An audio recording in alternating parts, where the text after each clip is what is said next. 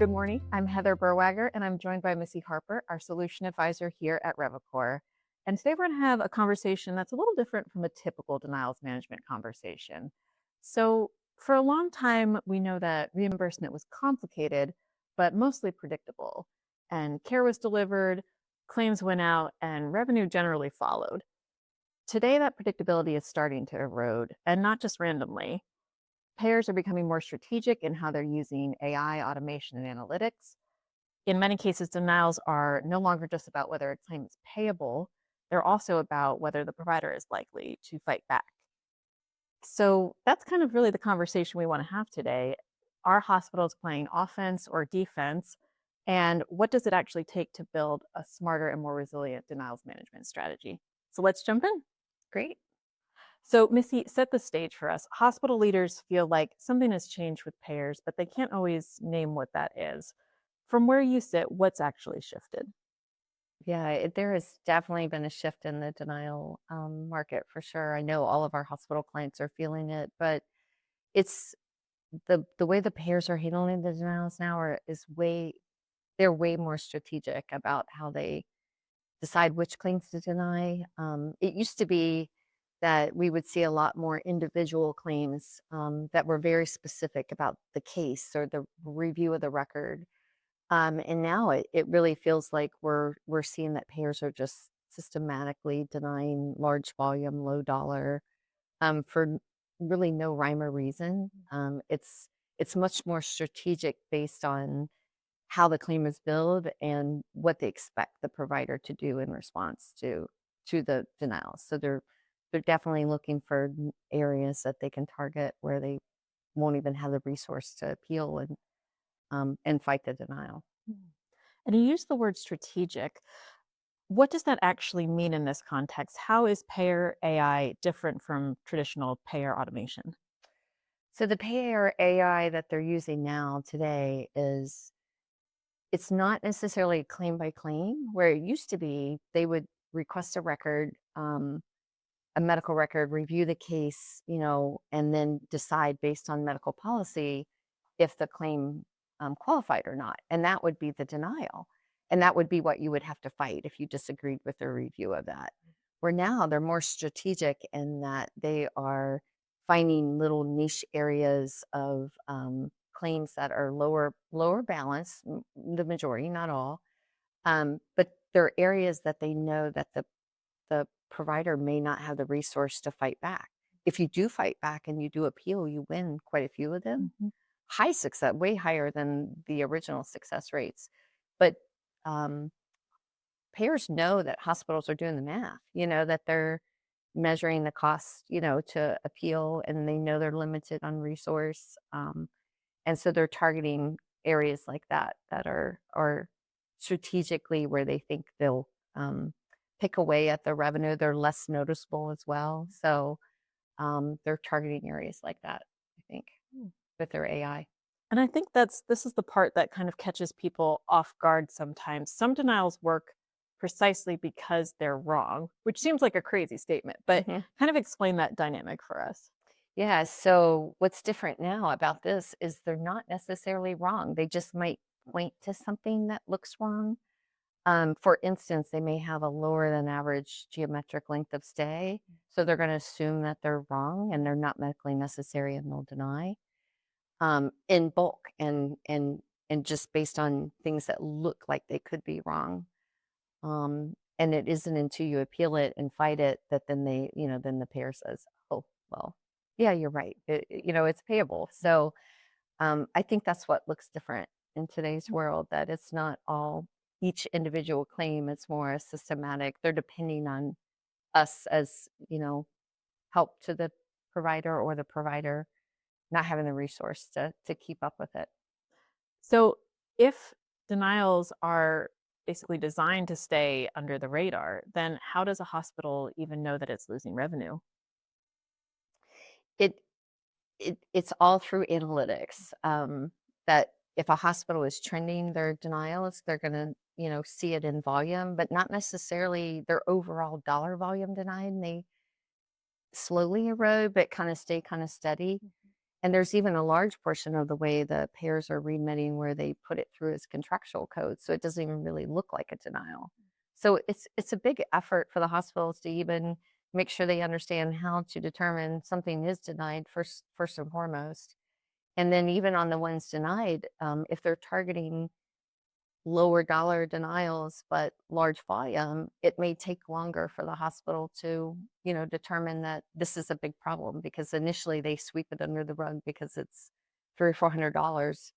But when you multiply that times 2,000, that becomes a big issue for Right. them and their cash starts slowly, eroding. Mhm. Wow. And then I want to kind of take a shift to offense then. Like we're talking about the kind of the problem, but let's talk about, hospitals going on the offense. So what does that actually look like if they are able to use analytics and AI kind of effectively against this dynamic? Sure.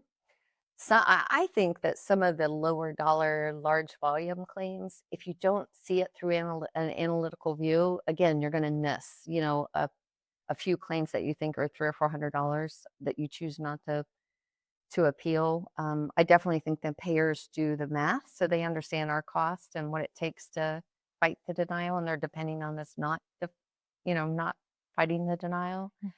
But I truly believe that the way it's done is through you have to have a offensive on the offense, you have to have strategic analytics that really look at the big picture. Mm. Not only to understand this one $300 denial, but it's across 2,000 claims. So that makes a bigger difference. And if you do appeal it, um, you might get a 70% overturn rate, which is way higher than, a typical medical necessity denial on an individual claim that you might experience. But so I think it's what's really key is having the analytics to really strategically kind of understand what they're doing, why they're doing it, and then you can work on your prevention component as well, offensively, meaning on being on the offense to say if we're strategically targeting claims, that have a shorter geometric length of stay, then you may want to have a little bit extra documentation that supports that,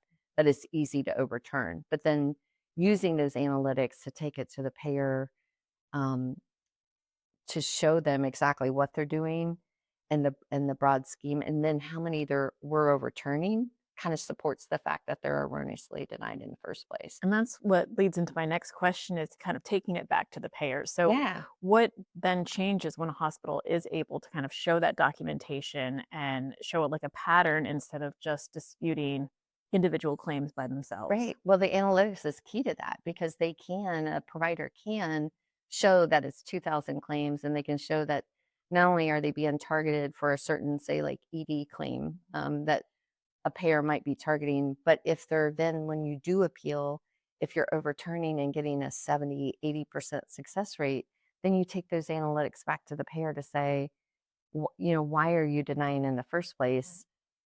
Especially when once you truly review it, you're seeing that it's medically necessary or it met criteria, and you can use that to strategically stop the denials going forward. But without that, you're kind of doomed. You're just going to be in this rat race of appealing, receiving denials, mass quantity increasing, filing appeals. You might get the cash, but at what cost, right? Mhm. So you need So that documentation to kind of provide a little bit more leverage, which is something that hospitals are hurt missing 100%. these Yeah. days, right? Yeah. And so let's come back to kind of the question in the title, offense or defense. Where do you land on that? Mhm. So I mean, obviously, I think offense is very important because you have to, work and take everything you do on the back end, but and move it up front to try to fix it, to fight the payers and fix the documentation if there's a problem.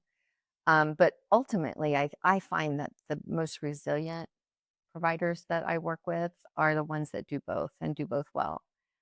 You've got to do the appeals to keep your cash flowing, otherwise you're going to find yourself in a shortage and we all know hospitals need that money desperately. So doing the appeals is one for the cash. Two, you need the analytics to show how much is overturned to help you on the front end prevent. Because a lot of it is not it's not the provider doing something wrong. It's just that they're strategically targeting certain types of denials. That they either think you won't appeal or they think you might be lacking documentation, if they do. So I think it's equally as important, both sides. That balance, yeah. Mhm. And then before we wrap, I just want to give you kind of the last word here. So, if a revenue cycle leader takes one thing back away from this conversation, what do you think that should be?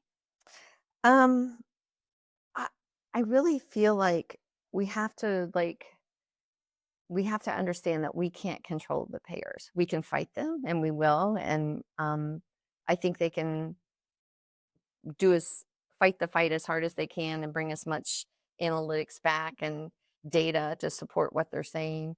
But we can't change their behavior. But what we can do is we can modify our what we're doing on the back end to um, be adaptive and be flexible and not assume that just because you built a denial program 2 years ago or a year ago or 5 years ago that that same program is going to work on the go forward, because it's not, because payers are constantly targeting, and when we fix and stop one area from happening, it's going to happen somewhere else. So you just have to be adaptive there and just understand we can't change them, but what we can do is arm ourselves with analytics and be vocal and use our relationships to leverage that to stop that payer behavior. Certainly keeps us on our toes, that's for It sure. 100% keeps us on our toes, that's for sure. Well, Missy, thank you so much for the discussion today, and we appreciate all of your insight. Awesome. Thank Thank you you. for having me. Appreciate it. Yeah. Cheers. Cheers. Coffee chat.